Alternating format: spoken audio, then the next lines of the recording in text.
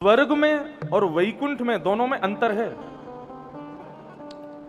स्वर्ग का मतलब क्या है? स्वर्ग is just like a 5 star hotel. आप बहुत सारा पैसा लेकर के जाओ, काउंटर पे जमा करवाओ और उसकी सारी फैसिलिटीज भोग लो। जितना पैसा दोगे उतनी फैसिलिटीज मिलेंगी। जैसे ही तुम्हारी फैसिलिटीज पूरी होंगी उसके बाद आपको रिसेप्शन से फोन आ जाएगा, सर आपको रूम खाली करना है, चेकआउट टाइम इज 12 o'clock। आप कहोगे भाई 1 घंटा और रहने दो। बोले सर आपका पैसा पूरा हो गया, आपने 5,000 रुपए जमा किए थे, उसके लिए आपको 24 घंटे मिले, अब हो गया, अब आपको जाना पड़ेगा। अगर आपको और रुकना है तो और पैसे दो। स्वर्ग भी वैसा ही है। आप यहां पर जितने अच्छे काम करके जाओगे उतनी फैसिलिटीज आपको वहां पर मिलेंगी। आपने आश्रम बनवाया, आपने कमरे बनवाए, आपने पंखे लगवाए, आपने संतों की सेवा करी, आपने ये सब किया, इन सब के पुण्य, जैसे मैंने कल बताया ना कि ठाकुर जी के चरणों में अर्पित कर दो। लेकिन कई लोग हैं उनको ठाकुर जी के चरणों में अर्पित नहीं करना, उनको जो करना है अपने पास रखना है। कई लोग तो क्या करते हैं, कई आश्रमों में हम रुकते हैं तो वहां पर ऊपर पंखे पे लिखा रहता है, माता जी की याद में फलाने फलाने ने ये पंखा इस आश्रम में लगवाया है। और वो माता जी घूम रही हैं पूरी रात आकाश में। आश्रमों के बाहर पत्थर लगवा देते हैं। बेटे के कहने से, बहू की प्रसन्नता से मैंने और मेरी पत्नी ने इस आश्रम को ये कमरा बनवा करके भेंट किया। अच्छी बात है। इससे अच्छा क्या होता है पता है? उसको देख करके उसी कैटेगरी का जो आदमी होगा ना, उसकी भी इच्छा होती है मेरा भी पत्थर लगेगा, मैं भी एक रूम बनवा देता हूं। हम लोगों को पुण्य करना है लेकिन दिखा के करना है। और जो ऐसा दिखावे वाला पुण्य करते हैं ना, वो स्वर्ग में जाते हैं। स्वर्ग में मतलब वो होटल में जाते हैं। यहां पर जितना पुण्य करके जाते हैं वहां उनको स्वर्ग में रहने को मिलता है। वहां पर ना तो बुढ़ापा आता है, ना मूंछ आती है, ना दाढ़ी आती है, ना झुर्रियां पड़ती हैं। कितना भी भोजन कर लो पेट नहीं भरेगा, कितने भी सोते रहो नींद पूरी नहीं होगी। मतलब यहां पर जिन जिन चीजों को आप करना चाहते हो लेकिन कर नहीं पाते, वो सब आपको मिलेंगी स्वर्ग में। लेकिन क्षीणे पुण्य मर्त लोकम विसंति, जैसे ही आपके पुण्य क्षीण होंगे आपको धक्का दे दिया जाएगा। बोले अब स्वर्ग में रहना है? बोले हाँ रहना है, तो जाओ फिर से पुण्य कमा करके आओ, तब रहने को मिलेगा। लेकिन जो पुण्य करते हैं और पुण्य करके उसका जो भी फल है वो ठाकुर जी को प्रदान कर देते हैं। प्रदान करने का मतलब ठाकुर जी को मेल नहीं करना है, ठाकुर जी को कोरियर नहीं करना है, हाथ में जल लेकर के केवल मन में विचार करना, मैंने जो कुछ भी किया सब ठाकुर जी को अर्पित। बस जो इस प्रकार से ठाकुर जी को अर्पित कर देते हैं उनकी ठाकुर जी वैकुंठ की टिकट काट देते हैं। बोले तुम यहां रहो, तुमको दोबारा पुण्य कमाने जाने की जरूरत नहीं है, क्योंकि तुमने अपने पुण्य से मुझको मांगा, इसलिए मैं मिलूंगा। तो राजन, मुक्ति क्या है? मुक्ति कंस को भी मिली है, मुक्ति रावण को भी मिली है, मुक्ति पूतना, अघासुर, बकासुर, धेनुकासुर, सबको मुक्ति मिली है। जो भी भगवान के द्वारा मारे गए सबको मुक्ति मिली। मैंने जीवन भर इतना भजन किया, गला फाड़ फाड़ करके इतनी कथाएं सुनाई, इतने बढ़िया बढ़िया पद गा गा करके सुनाए, उसके बाद भगवान ने मुझे मुक्ति दे दी। लेकिन मुक्ति में मुझे मिला क्या? जैसे ही मैं वैकुंठ में गया तो मुझको जय विजय पार्षदों ने कहा आपका स्थान ये है। मैं जैसे ही जाकर के बैठा, मैंने देखा अगल बगल में कौन बैठे, तो यहीं पर रावण बैठा था, यहीं पर कुंभकर्ण बैठा था, वहीं आगे थोड़ी दूर पर पूतना बैठी थी। मतलब भगवान से बैर करके, भगवान से ईर्ष्या करके राक्षस भी उसी गद्दी पर बैठे हैं जहां पर मैं भजन करके पहुंचा। मुझमें और राक्षसों में अंतर क्या रह गया फिर? मैंने क्यों कथाएं की? मैं भी रावण की तरह बैर करता भगवान से। भगवान कहते हैं तस्मात् केनाप्युपायेन मनः कृष्णे निमेषयेत्। रावण को सदगति क्यों मिली? क्योंकि भले ही बैर से सही वो निरंतर राम जी को ही सोचता रहता था। तो भाव कुभाव अनख आलसहु नाम जपत मंगल दिस दसहु। आपने भले ही भाव से जपा हो चाहे कुभाव से जपा हो, यदि ठाकुर जी का नाम जपा है तो सदगति तो मिलेगी। मुझे ऐसी सदगति नहीं चाहिए जहां पर मैं कथा भी करूं, इतना सब कुछ भजन कथा भी सुनाऊं और उसके बाद भी मुझे वो मिले जो रावण को भी मिल गया है। आज की कथा के बाद कल तक मुक्ति बड़ी श्रेष्ठ थी, लेकिन आज मुक्ति भी गौड़ हो जाएगी।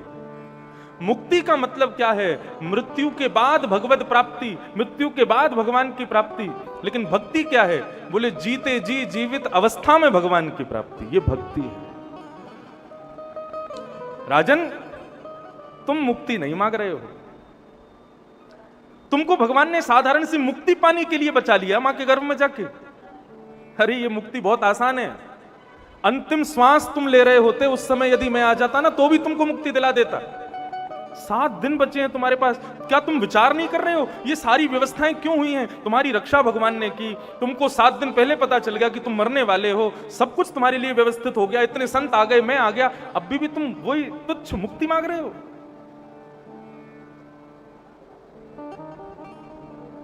तुम्हारा जो प्रश्न है वो संसार के लिए बहुत अच्छा है लेकिन तुम्हारे लिए अच्छा नहीं है। संसार के लिए अच्छा क्यों है?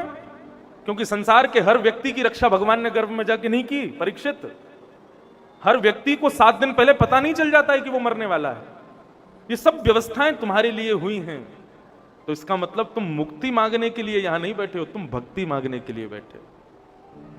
राजन, मुक्ति मत मांगो, भक्ति मांगो। मुक्ति के लिए तुमको भगवान के पास जाना पड़ेगा, लेकिन भक्ति इतनी बलवान है कि वो परब्रह्म को तुम्हारे सामने प्रकट कर देगी। पृथ्वी पर जीते जी वो भक्ति श्रेष्ठ है। बहुत समझाया, मुक्ति के 2-3 तरीके बताए, सद्यो मुक्ति, क्रम मुक्ति, इन सब के बारे में बताते हुए बार बार परीक्षित जी कहें, सुखदेव जी कहें कि परीक्षित तुम मुक्ति मत मांगो। जब अंत में परीक्षित का ये ब्रह्म नष्ट हुआ कि मुझे मुक्ति चाहिए, तब उन्होंने चरणों में प्रणाम करते हुए कहा कि अब मुझे मुक्ति नहीं चाहिए भगवान। क्या चाहिए? बोले मुझे ठाकुर जी की निर्मल भक्ति प्राप्त हो जाए, ऐसी कृपा कर दो। मैं 7 दिन में उनकी भक्ति का पात्र बन जाऊं। मुझे अब परवाह नहीं कि मुझे मेरी गति क्या होगी, मुझे कोई चिंता नहीं कि मैं कहां जाऊंगा, केवल और केवल ठाकुर जी का एक प्रेमी बन जाऊं इन 7 दिनों में, उनका भक्त बन जाऊं, ऐसी मुझ पर कृपा कर दो प्रभु। समीचीनं वचो ब्रह्मन् सर्वज्ञस्य तवानघ तमो विशीर्यते मह्यं हरे कथयतः कथाम्। अब मुझे आप कथा सुनाओ। मैं जानना चाहता हूं ये कृष्ण कौन है। मेरे पूर्वज पांडवों की उन्होंने पग पग पर रक्षा की। मैं उनको देख तो नहीं पाया, मैं उनका अनुभव नहीं कर पाया, लेकिन मैं चाहता हूं कि आप अपनी कथा के माध्यम से उनको मेरे हृदय में प्रकट कर दीजिए। मैं अब उनकी कथा सुनना चाहता हूं। जब मुक्ति का उद्देश्य ना रखते हुए परीक्षित जी ने कहा कि मैं कथा सुनना चाहता हूं, तब सुखदेव जी ने कथा सुनाना प्रारंभ किया। और यहां से अब सुखदेव जी कहना प्रारंभ कर रहे हैं। सुखदेव जी ने मंगलाचरण किया और मंगलाचरण करते हुए कह रहे हैं, सुलंक सृष्टे भगवान वचांसि में, हे भगवान मैं आपकी कथा कहने जा रहा हूं, आप आकर के मेरी जीभ पर विराजमान हो जाओ, ताकि आपकी कथा किसी भी प्रकार से किसी के हृदय में संशय प्रकट ना करे। बंधुओं देखो, जिज्ञासा होना अच्छी बात है, लेकिन ठाकुर जी की लीला पर संशय होना एक प्रकार का अपराध है। आप जिज्ञासा कर सकते हो, उसके प्रति आप प्रश्न कर सकते हो, लेकिन संशय होना, संशय क्या होता है? ऐसा हो ही नहीं सकता, यह संशय है। ठाकुर जी की लीला पर, ठाकुर जी के चरित्र पर कभी संशय मत करना। जिज्ञासा करो, संशय मत करो। और यहां से कथा कहना प्रारंभ करते हैं और बताते हैं कि चतुश्लोकी भागवत का ज्ञान भगवान ने पहले ब्रह्मा को दिया और ब्रह्मा जी ने यह ज्ञान चतुश्लोकी का नारद जी को दिया।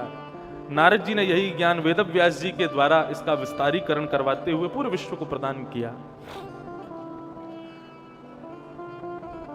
तृतीय स्कंद में कथा आती है कि 2 भक्तों का मिलन होता है वृंदावन में, उद्धव और विदुर जी का। विदुर जी जब उद्धव जी को देखते हैं तो विदुर कौन है? विदुर कौरवों के सेनापति हैं और उद्धव जी भगवान के सेनापति हैं, द्वारिकाधीश के सेनापति। और उद्धव भगवान के बड़े अच्छे मित्र भी हैं। अभी जो बद्रीनाथ में कथा है 22 जून से 27 जून तक, 28 जून तक आप लोग चलना चाहो तो चलो बद्रीनाथ, नहीं चल सको तो फिर आस्था पर वो कथा आएगी। वहां पर उद्धव कृष्ण संवाद ही हम कहेंगे कथा में, नव योगेश्वर संवाद। भगवान अपने पूर्वजों की कथा और सुंदर नवयोगेश्वर संवाद आदि सुना करके उद्धव को आनंदित करते हैं। तो इस प्रकार से वहां आनंद होगा, उद्धव कृष्ण संवाद भी रहेगा, वहां पर उद्धव जी का सुंदर भाव सुनने को मिलेगा।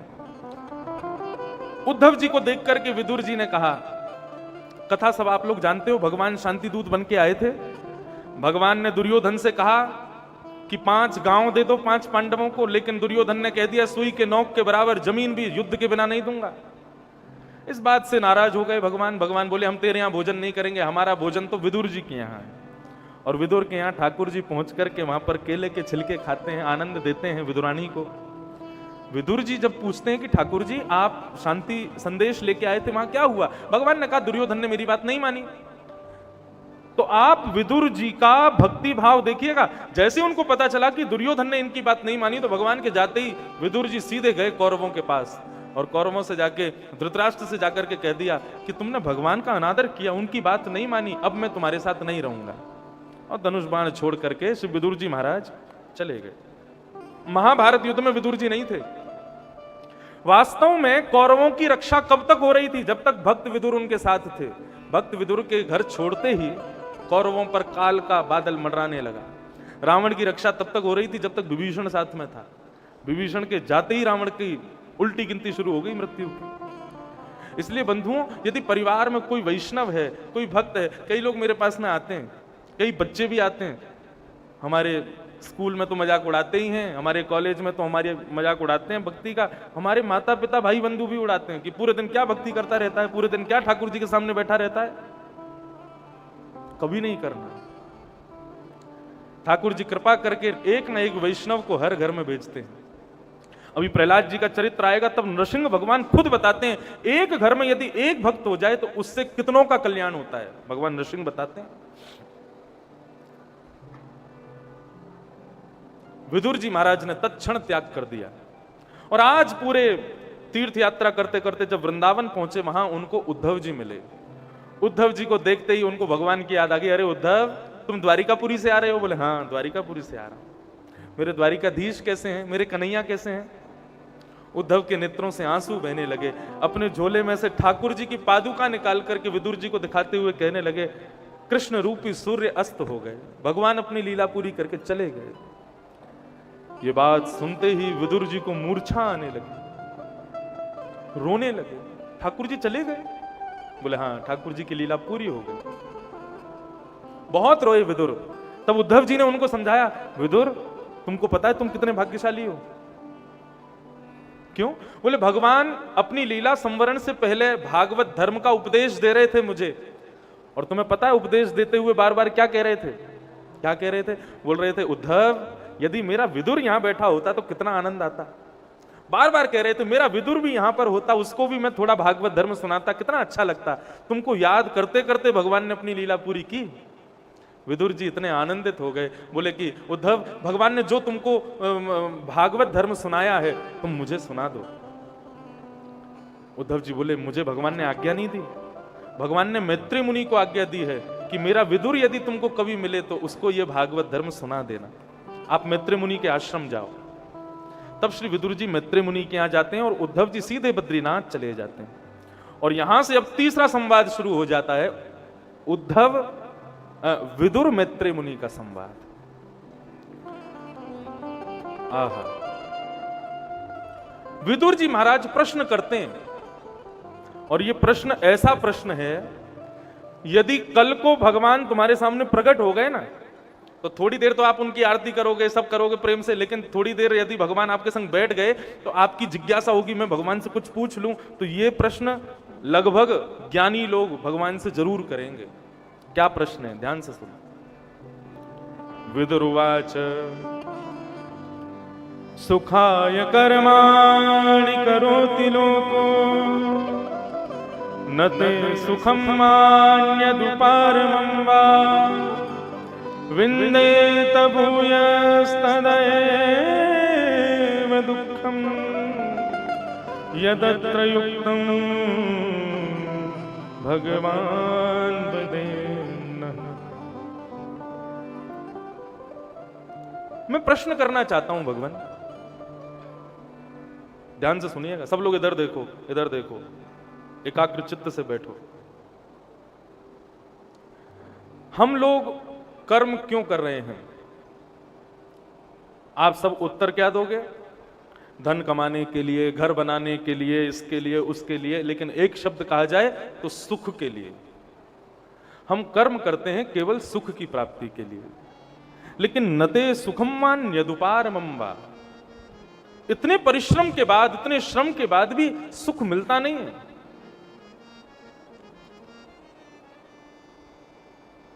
हर तरफ है जगह बेशुमार आदमी।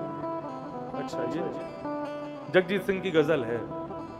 हर तरफ है जगह बेशुमार आदमी, फिर भी तन्हाइयों का शिकार आदमी।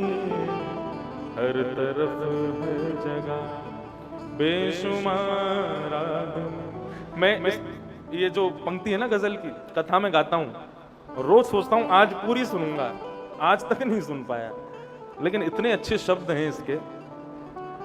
सुबह से शाम तक बोझ ढोता हुआ, सुबह से शाम तक बोझ ढोता हुआ, चैन खोता हुआ, बार बार आदमी। हर तरफ है जगह बेशुमार आदमी, फिर भी तन्हाइयों का शिकार आदमी। हर तरफ है जगह। सब दुखी हैं, बस 3 लोगों ने ताली बजाई है। हम इतनी मेहनत से गजल गा रहे हैं, कथा कर रहे हैं, कितनी भागदौड़ कर रहा हूं मैं, पता है आप लोगों को कथा सुनाने के लिए, कि किसी एक के जीवन में भी यदि कल को खबर मिले, मुदगल जी का फोन आवे, महाराज जी हमारे परिवार के एक बालक को या हमारे परिवार के एक सदस्य को ठाकुर जी का दर्शन हो गया, मैं समझ जाऊंगा मेरी कथा की दक्षिणा मुझको मिल गई।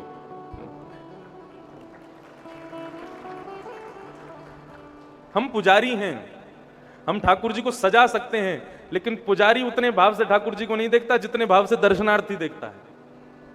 आप सब दर्शनार्थी हो, आप सबका भाव है। तो कथा क्रम में चलें। सब दुखी हैं संसार में।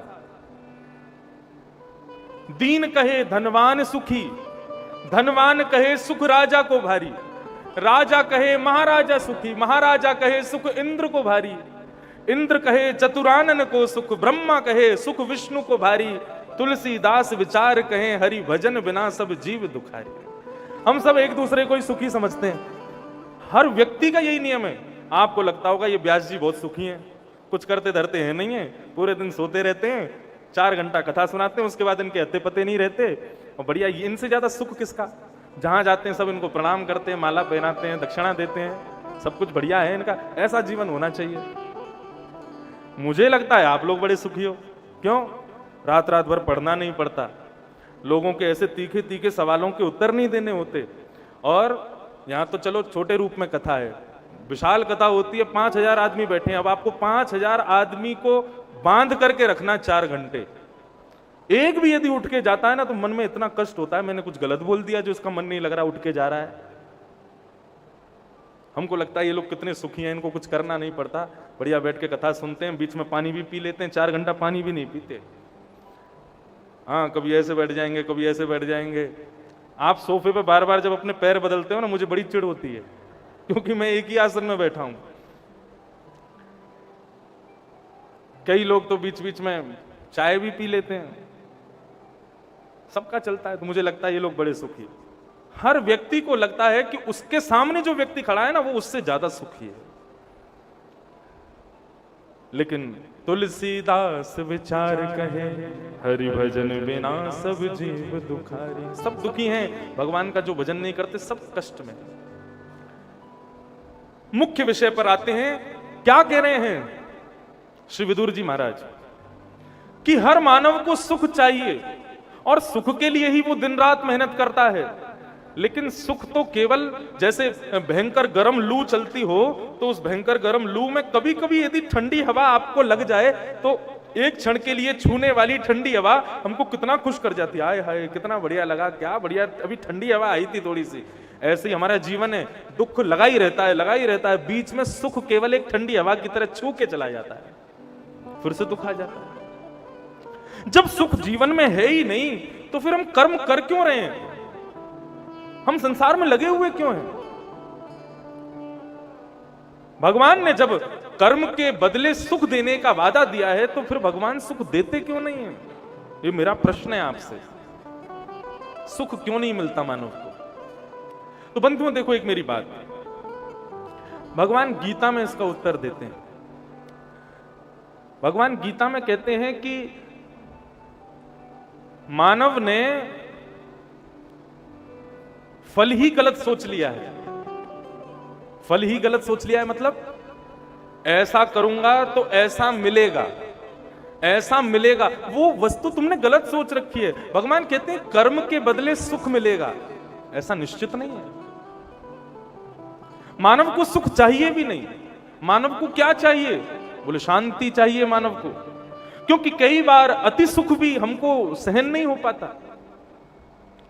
एक आदमी की मृत्यु हो गई, गांव में पूछने आए लोग क्यों मर गया? बोले कि उसने लॉटरी की टिकट कटवाई थी। बोले अच्छा, बहुत दिन से इंतजार कर रहा था। बोले अच्छा, फिर क्या हुआ? बोले कल अखबार में उसकी लॉटरी कट गई। तो फिर क्या हुआ? बोले जैसे ही उसने देखा मेरा लॉटरी का नंबर आ गया, इस खुशी में मर गया। अति सुख भी हमको सहन नहीं हो सकता और अति दुख तो हम सहन करते ही नहीं। वास्तव में मानव सुख के लिए कर्म नहीं कर रहा है। भगवान गीता में कहते हैं मानव अपना फल बदले, अपनी डेस्टिनी बदले। क्या? मुझे सुख नहीं चाहिए, मैं कर्म क्यों कर रहा हूं? मुझे शांति चाहिए। बोलो वो शांति की प्राप्ति के लिए कर्म करेगा तो शांति उसको मिलेगी। लेकिन शांति कैसे मिलेगी? बोले बहुत बोझ सर पर रखने से शांति नहीं मिलेगी। त्यागात् शांति अनंतरम। जितना छोड़ के चलेगा, जितना कम संबंध बनाएगा, जितना कम सामान उतना सफर आसान।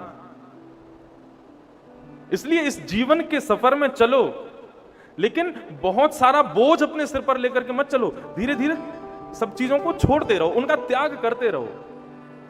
जितने अकेले रहोगे, बंगला में कहते हैं जोरी तो रो दक्षो ने क्यों माया से तो बे अकेला चलो रे। अकेले चलो। ज्यादा सबको लेकर के चलोगे तो फिर बाद में फंसोगे, बाद में चिंता करोगे। हमें शांति चाहिए, हमें सुख नहीं चाहिए।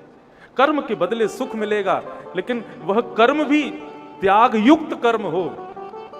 हम कर्म क्यों करते हैं? ताकि हमारे संबंध बने, हमसे लोग जुड़े, हमारा बहुत वैभव हो जाए, हमारे पास बहुत कुछ बढ़ जाए। जितना बढ़ाओगे उतने दुखी रहोगे, जितने कम त्याग करते रहोगे उतने सुखी रहोगे। त्याग करो। विदुर जी महाराज ने प्रश्न किया कि भगवान ने ये संसार क्यों बनाया, कैसे बनाया, मुझे सब कुछ बताओ। सृष्टि कैसे बनाते हैं भगवान, मैं जानना चाहता हूं। आओ आपको भागवत की साइंस सुनाते हैं कि ये संसार बनता कैसे। श्री मैत्री मुनि कहते हैं कि संसार बनता कैसे है ये मैं बाद में बताऊंगा, पहले बताता हूं संसार बिगड़ता कैसे है, नष्ट कैसे होता है, प्रलय कैसे होती है। मैत्री मुनि कहते हैं जब संसार में भगवत भजन करने वाले कितने लोग रह जाएंगे? बोले उंगलियों पर गिन सको इतने लोग रह जाएंगे केवल भजन करने वाले। मतलब गिनती के 20-25 सकारात्मक ऊर्जा वाले लोग जब पृथ्वी पर रह जाएंगे तब क्या होगा? ये जो ऋतुओं में सर्दी आती है ना, सर्दी खत्म हो जाएगी, वर्षा खत्म हो जाएगी, केवल और केवल ग्रीष्म ऋतु रह जाएगी, गर्मी। और गर्मी ऐसी होने लगेगी कि अभी जो गर्मी 5 महीने 6 महीने पड़ती है, आगामी समय में 12 महीने गर्मी रहा करेगी, सर्दी का कोई नामो निशान नहीं। और धीरे धीरे धीरे धीरे ऐसा होगा जब प्रलयकालीन समय आएगा तो आकाश में 12 सूर्य एक साथ प्रकट हो जाएंगे। 12 सूर्य प्रकट होने का मतलब एक ही सूर्य में 12 सूर्यों के समान तेज प्रकट हो जाएगा। एक सूरज की रोशनी तुमसे सहन नहीं होती, 12 सूर्यों के समान तेजवान यदि ये सूर्य हो गए तो क्या होगा पृथ्वी का? बोले मानव यदि अपने घर से बाहर निकलेगा तो बाहर निकलती उसकी अवधि होगी, इतनी अवधि से ज्यादा यदि सूर्य की रोशनी में रहा तो उसका शरीर जल करके नष्ट हो जाएगा। धीरे धीरे धीरे धीरे धीरे धीरे पृथ्वी पर से मानव प्रजाति नष्ट होने लगेगी। इससे पहले जानवर नष्ट हो चुके होंगे, वनस्पतियां नष्ट हो चुकी होंगी, सब जल करके राख हो जाएगा। अंत में चंद मानव बचेंगे, धीरे धीरे वे भी नष्ट हो जाएंगे और 100 साल तक केवल सूर्य आकाश में रहकर के पृथ्वी को तपाते रहेंगे। 100 साल में पृथ्वी की स्थिति क्या होगी कि 100 साल में पृथ्वी एक जलते हुए उपले की तरह दिखने लगेगी। बहुत ध्यान से सुनना। कंडा, गोबर का कंडा होता है ना, उसको जला दो, लाल लाल दिखाई देता है, या कोयला समझ लो, लाल लाल अंगारे जैसा, ऐसी पृथ्वी हो जाएगी। सब मर चुके होंगे पृथ्वी पर, कोई नहीं बचेगा। 100 साल तक पृथ्वी को इतना तपाया जाएगा, इतना तपाया जाएगा कि पृथ्वी में राख बचेगी केवल। और उस समय क्या होगा, पृथ्वी से उड़ा हुआ समस्त समुद्र, सारी जितने भी जलाशय हैं पृथ्वी के, ये सब इवेपोरेट होकर के आकाश में कहीं जाकर के बादल बन चुके होंगे, लेकिन दिखेंगे नहीं। 100 साल बाद जब पृथ्वी जल करके राख होने लगेगी, तब वही सब समुद्र आदि जो बादल बन चुके हैं वो पृथ्वी के ऊपर आएंगे और आकर के वर्षा करेंगे। कब तक? 100 साल तक फिर वर्षा होगी। और स्थिति क्या होगी, पूरी पृथ्वी जल निमग्न हो जाएगी, पानी पानी पानी चारों ओर, कुछ भी नहीं दिखेगा। 100 साल तक केवल वर्षा होगी। तब भगवान की रात्रि होगी, और रात्रि में ही भगवान जैसी उबासी लेंगे तो संपूर्ण ब्रह्मांड ठाकुर जी के मुख से होकर के गर्भ में चला जाएगा और ठाकुर जी शयन कर जाएंगे। ये है प्रलय, नष्ट हो जाएगा सब। ठाकुर जी रात्रि में सोएंगे, तब वेद भगवान की स्तुति गाएंगे। सबका प्रलय होता है, शब्द का प्रलय कभी नहीं होता, सबका होता है। तब शब्द भगवान की स्तुति गाएंगे कि हे प्रभु उठिए, उत्तिष्ठ उत्तिष्ठ गोविंद, उत्तिष्ठ गरुड़ध्वज, उत्तिष्ठ कमलाकांत, त्रैलोक्यम मंगलम कुरु। हे प्रभु उठ करके इस त्रिलोक का मंगल कीजिए, उठ जाइए। तब भगवान उठ करके बैठेंगे और ठाकुर जी का मन नहीं लगेगा तो क्या करेंगे, एको हम बहुश्याम, मैं एक हूं, बहुत होना चाहता हूं। तब नाभि में से एक कमल उत्पन्न होगा और उत्पन्न होएगा, उस कमल के ऊपर ब्रह्मा प्रकट होंगे। ब्रह्मा बोलेंगे मैं कौन हूं, को हम कस्तम कुताया, तो मैं कौन हूं, कहां से आया हूं, ये सब मुझे क्या दिख रहा है, मेरा जन्म कहां से हुआ, मेरे माता पिता कौन है। ब्रह्मा इस दुविधा में रहते, मैं कहां से आया। तब भगवान 2 शब्द हिंदी वर्णमाला के प्रकट करते हैं, त और प। और ये त और प हिंदी वर्णमाला के 2 शब्द जल से अपने आप प्रकट होते हैं। आप पानी की बूंद को कहीं छोड़ने लगो तो जैसे ही बूंद नीचे धरती पर गिरेगी तो त प, ये 2 शब्द ही निकलेंगे उसमें से। ब्रह्मा ने जब बहुत देर तक जल के स्वर को सुना, त प त प त प त प, तो उसको लगा कि मुझे तप करना है। तब ब्रह्मा जी ने तप किया। तप में उनको शंख चक्र गदा पद्मधारी श्रीमन नारायण का दर्शन हुआ और श्रीमन नारायण ने कहा कि अब जाइए ब्रह्मा, आपको हमने बनाया, अब तपस्या में सार नहीं है, सृष्टि करो। कैसी सृष्टि करूं? बोले ऐसी सृष्टि करो जो मानव कर्म भी करे, कर्म करेगा तो संसार चलेगा, और भजन भी करे, भजन करेगा तो मेरी प्राप्ति करेगा। ऐसी सृष्टि करो जाकर के। तब ब्रह्मा जी पृथ्वी को निर्माण करते हैं और पृथ्वी पर आकर के सबसे पहले ब्रह्मा जी उद्भिद प्रजाति को बनाते हैं। उद्भिद प्रजाति कौन है? जो जमीन फाड़ करके पैदा होती है, यानी कि पेड़ पौधे वृक्ष वल्लरियां, इन सबको बनाते हैं। ये कर्म तो करते हैं लेकिन भजन नहीं करते। तो ब्रह्मा जी ने मन में विचार किया कि ये केवल कर्म करने वाले बने। तब दूसरे उन्होंने बनाए अंडज। लोग पूछते हैं पहले मुर्गी आई कि अंडा? ब्रह्मा जी ने पहले अंडज बनाए, अंडा बनाया, और उसमें से अंडे से पैदा होने वाले जितने भी जीव हैं संसार के, उनको बनाया। ये भी कर्म तो करते हैं लेकिन भजन नहीं करते। तब ब्रह्मा जी ने तीसरी प्रजाति बनाई, वो है स्वेदज। स्वेदज कौन है? बोले कि वृक्षों की गंदगी और अंडजों की गंदगी से उत्पन्न होने वाले जो कीड़े मकोड़े और ये सब खतरनाक छोटे छोटे जीव, जिसमें सबसे भयंकर होती छिपकली। मुझे पूरी दुनिया में किसी से डर नहीं लगता, छिपकली से बहुत डर लगता है। हमारे पंडित जी जब कहीं कथा की व्यवस्था देखने जाते हैं, महाराज जी का कमरा कौन सा है? बोले ये वाला है। तो ये अंदर जाएंगे, बाथरूम में देखेंगे, स्टोर में देखेंगे, कहीं छिपकली तो नहीं है।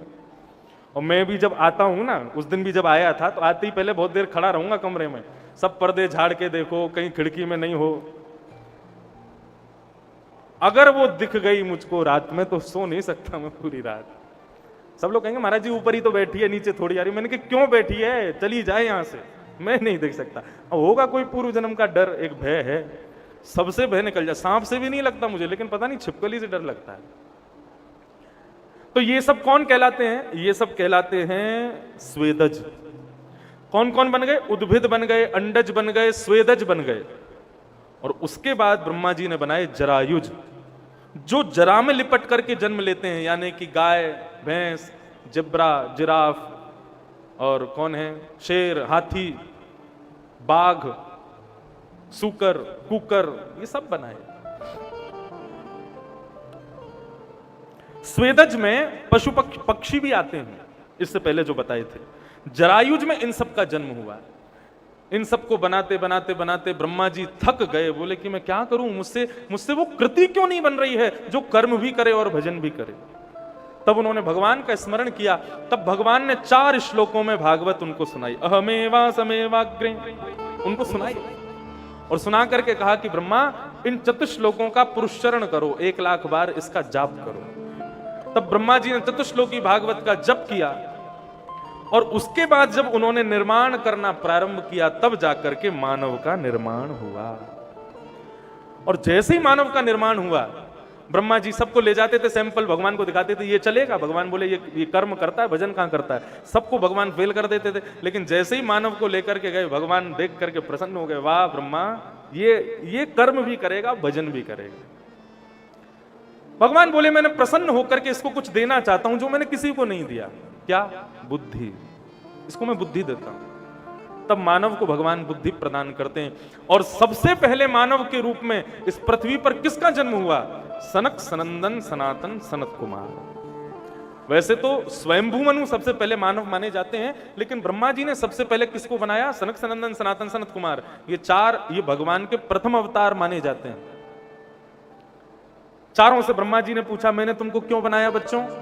बोले, आपने हमको भजन करने के लिए बनाया। ब्रह्मा जी बोले, इससे पहले जो हो रहे थे वो सब कर्म करने वाले, और अब ये हो रहे हैं सब भजन करने वाले। बेटा कर्म नहीं करोगे? नहीं पिताजी, कर्म में हमारी कोई रुचि नहीं। ब्रह्मा जी बोले, ऐसे कैसे काम चलेगा? तब फिर उन्होंने 10 मानस पुत्र और बनाए। उनमें सबसे छोटे नारद जी बनाए, उसमें एक दक्ष प्रजापति भी हैं। नारद जी से पूछा, बेटा मैंने तुमको क्यों बनाया? नारद जी बोले, आपने हमको भजन करने के लिए बनाया। ब्रह्मा जी बोले, मैं पागल हो जाऊंगा, इतने लाख वर्षों से लगा हुआ हूं, लेकिन कर ही नहीं पा रहा हूं जो चाहता हूं। क्रोध के कारण ललाट उनका नीला पड़ गया, और ललाट का भेदन करके देवादिदेव महादेव ब्रह्मा के मस्तिष्क से प्रकट हो गए। बोलो महाकाल भगवान की। महादेव प्रकट हो गए, महादेव का प्रादुर्भाव हुआ। ऐसा कहते हैं कि 2 रूप बताए गए, प्रकट होते ही या तो रुद्र हो गए या रौद्र हो गए, तो उनका नाम रुद्र पड़ा। शंकर जी ने कहा, पिताजी आपने मुझे क्यों बनाया? ब्रह्मा जी बोले, बेटा सृष्टि करने के लिए बनाया है, करोगे सृष्टि? शंकर जी बोले, सृष्टि क्या होती है? बोले, ये सब बनाने हैं जो मैंने बनाए हैं। पिता की गद्दी पर बैठो, पिता का व्यापार आगे बढ़ाओ, तुमको भी सृष्टि करनी है। शंकर जी बोले, हमारी रुचि तो भजन में है, हमको ये सृष्टि वृष्टि नहीं करनी। तो जैसे ब्रह्मा जी के मुख को मुरझाया हुआ शंकर जी ने देखा, तो शिव जी बोले, पिताजी उदास हो गए, पुत्र को चाहिए कि पिता को प्रसन्न रखे। बोले, पिताजी आप चिंता मत करो, मैं सृष्टि करूंगा। ठीक है, जाओ सृष्टि करो, कर्म करूंगा। शंकर जी आए, आकर के उनको कुछ सैंपल्स दे दिए थे ब्रह्मा जी ने, हाँ भाई मैंने ऐसे ऐसे बनाए हैं, इनकी देखा देखी अब तुम बनाओ। शंकर जी ने देखा मानव कैसा बनाया। बोले, 2 आंख, 1 नाक, 2 कान, 2 हाथ, 2 पैर। शंकर जी बोले, मजा नहीं आ रहा, अभी इसको थोड़ा और बढ़िया बनाते हैं। तो कौमुखहीन, बिना सिर वाला आदमी बना दिया, और विपुल मुख काहू, किसी के बहुत सारे सिर बना दिए, और बिन पग चलही, किसी को पैर ही नहीं दिए, रेंग रेंग करके आदमी चल रहा है, और किसी को इतने सारे पैर दे दिए कि उसके पैर ही पैर दिख रहे हैं। किसी की आंखें पेट पर लगा दी, किसी के कान सिर पर लगा दिए, किसी के हाथ सिर में टांग दिया। ऐसे ऊट पटांग, भूत प्रेत, पिशाचनी, डाकनी, साकनियों को बनाना शुरू कर दिया शंकर जी ने। रावण वर्णन करता है कि जब मेरे गुरुदेव शंकर जी ने सृष्टि की थी तो कैसी सृष्टि की थी। रावण वर्णन करता है, यस्यास्ते ड्राट ड्राट डुट डुट मम लम टम टम टम टम टम डम शम डुडम शम डुहि डुहि चकितम भूपके भूपनालम तैलम तैलम तु तैलम Kuku Kuku Kuku Quang कुकांग Quang कुकांग Quang ध्यायन्ते यस्य कांते वसति च सकलम पातु नो चंद्रचूड़। ये जितनी भी विचित्र आवाज आपने सुनी ना, ऐसी आवाज निकालने वाले मानव बनाए किसने? शंकर जी ने। और शंकर जी बड़े प्रसन्न, वाह देखो कितने सुंदर लग रहे हैं सब। ब्रह्मा जी बोले बेटा सृष्टि कर रहा है, चलो देख के हमें कैसी कर रहा है। जैसे ही ब्रह्मा जी नीचे आए तो चारों ओर देखा, महाराज भयभीत हो गए। शंकर जी से बोले अलम प्रजा भी, बस हो गया, तुमसे नहीं हो पाएगा, छोड़ दो। पिताजी हम तो पहले ही कह रहे थे सृष्टि वृष्टि हमसे नहीं हो पाएगी, हम तो भजन करने आए हैं भगवान का, आप हमको कोई और काम दे दो। तो ब्रह्मा जी बोले ठीक है, सृष्टि करूंगा मैं, उसका संहार करोगे तुम, उसको नष्ट करोगे तुम, क्योंकि हमने देख लिया नष्ट तुम बहुत अच्छे से कर सकते हो, इसलिए नष्ट का अधिकार तुम्हारा। शंकर जी बोले जो आ गया। तब तक क्या करूं? बोले कुछ नहीं, हिमालय पर जाओ, जाकर के अपने और इन सबको भी अपने संगी ले जाना, और वहां जाकर के जो करना है, भजन करना है, कीर्तन करना है, सब करो। जब प्रलय करना होगा तब आपको उठाया जाएगा, संहार कर देना इस सृष्टि का, नष्ट कर देना इसको। शंकर जी बोले जो आ गया। और अपनी सारी मंडली लेकर के शंकर जी चले गए हिमालय पर।